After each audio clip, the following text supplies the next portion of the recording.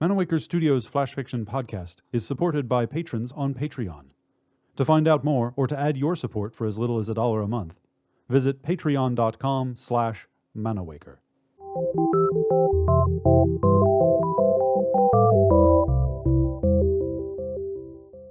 Welcome to Manawaker Studios Flash Fiction Podcast.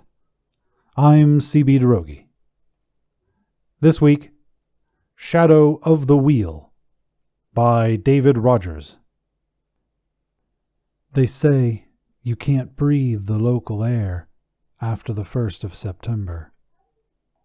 If you ask why not, they just smile a little and talk about the apple harvest or which horse is likely to win the big race. The race is the grand finale of the fall festival. They look forward to it all summer. They, of course, are the locals. Those families whose names are carved in granite on the more impressive stones in the cemetery on the hill, or those whose names are soon forgotten, who haunt thin-walled wooden shacks hidden by trees along the shore of the lake. On still days, the lake is a mirror. You come to believe that, if you watch long enough, you will see in it the world's true reflection. The shacks are invisible from spring to autumn. When leaves fall, the leaning walls appear as if by magic. Lost souls come out after dark. What does it mean to be local? It's nothing to do with where you were born or how you learned to make a living, assuming you had to make a living, because you were not among those whose graven names meant they need never labor, manually or otherwise. Still less depends on social niceties, or who is loved or hated or seemingly ignored by neighbors. To be local is to be expected not to leave. When summer people die, it is not usually by drowning or drunken mishaps with fireworks or firearms or automobiles.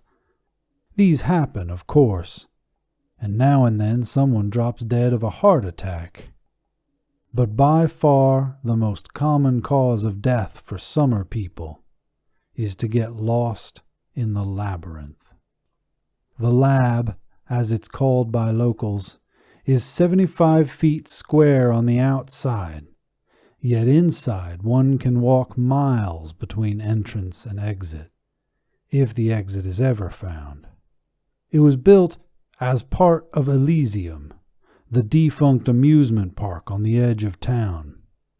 Elysium closed several decades ago and fell into disrepair that bordered on outright decay. Most of its buildings, if they remain upright at all, feature missing doors, broken windows, caved-in roofs. Yet the lab remains intact. From outside, on a sunny summer day when the light hits the hillside above town at an August angle, the lab looks innocent enough. Few can resist its appeal and intrigue for an entire season. An intricate maze with narrow corridors and dozens of angled passages, it once functioned as a haunted house amusement during the fall, as a novelty the rest of the time. Carnival prizes, stuffed animals, miniature plastic minotaurs, or T-shirts emblazoned with the big E for Elysium and the slogan, "I survived the lab," were given for those who found their way through in less than 15 minutes. The remnants of Elysium lay on the hillside, halfway between Main Street and my summer cottage. I had come to the little town by the lake for the summer, before what I hope would be my last year of graduate school. It seemed like a quiet place to study. Mornings I worked in the town's one small grocery store, stocking shelves and sweeping floors. Afternoons, I was supposed to be reading articles for my thesis on paleontology. Instead, My eyes strayed again and again to the beams of the old roller coaster. The constantly changing web of shadows it cast across weed-grown parking lots, and the sundial of the Ferris wheel.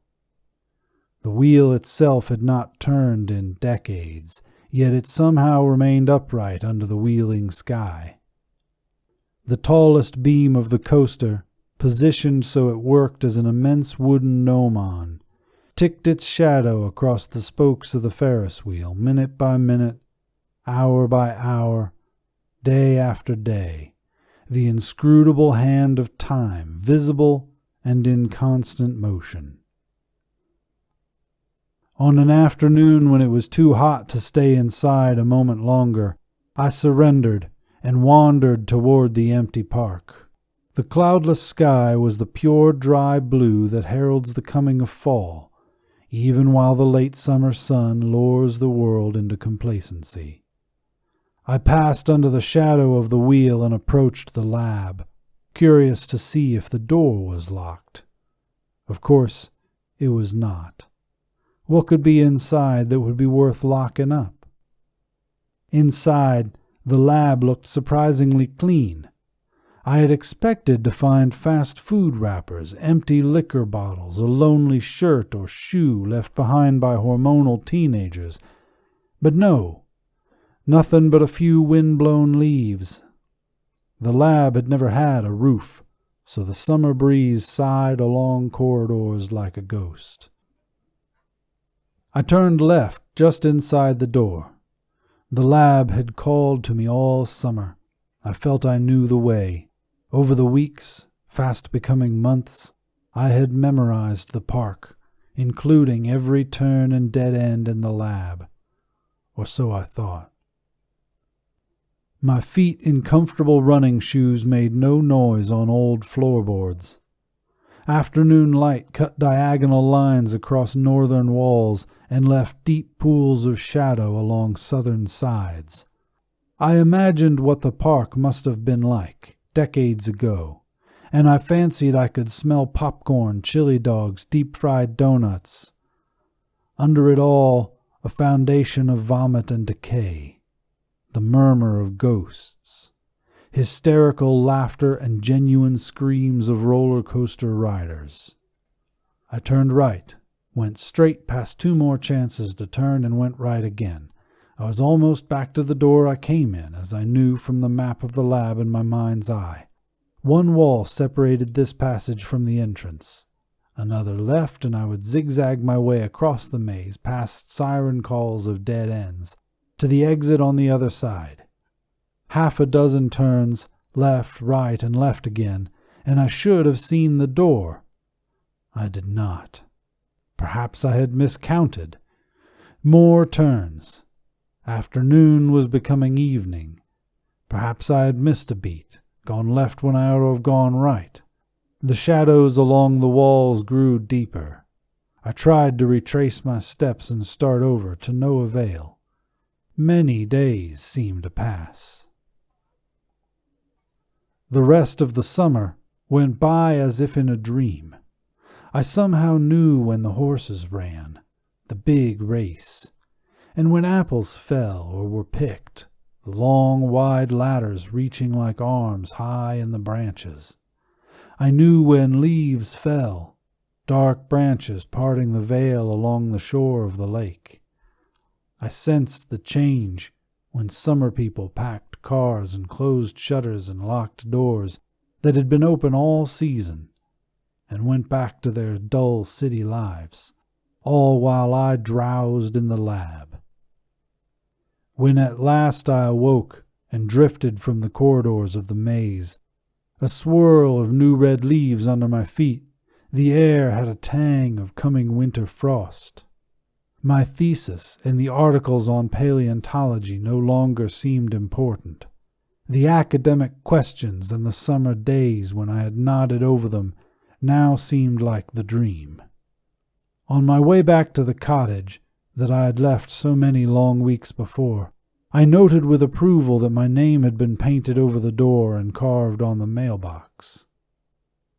The box was an architectural monumental affair, granite and marble, with a small alcove, almost as an afterthought, where the occasional item of news or correspondence from the world beyond might appear, in the unlikely event that anyone remembered my existence.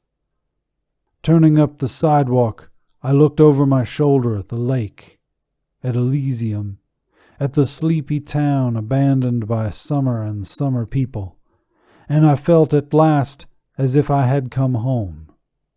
The air smelled of apples and old grass and hay lofts where horses settled in for the long winter. Yet I did not breathe it. I found there was no need. This has been Shadow of the Wheel, written by David Rogers. For more information about Manawaker Studios' other projects, including books and games, visit manawaker.com, which is also where you should go to learn more about the authors featured on this podcast or to get details about submitting a story. The Flash Fiction Podcast theme song is by Kevin MacLeod. Manawaker Studios' director of DICE is Ben Baston. I'm CB Droege. You can follow me on Twitter and Facebook at CBDROEGE. Thanks for listening.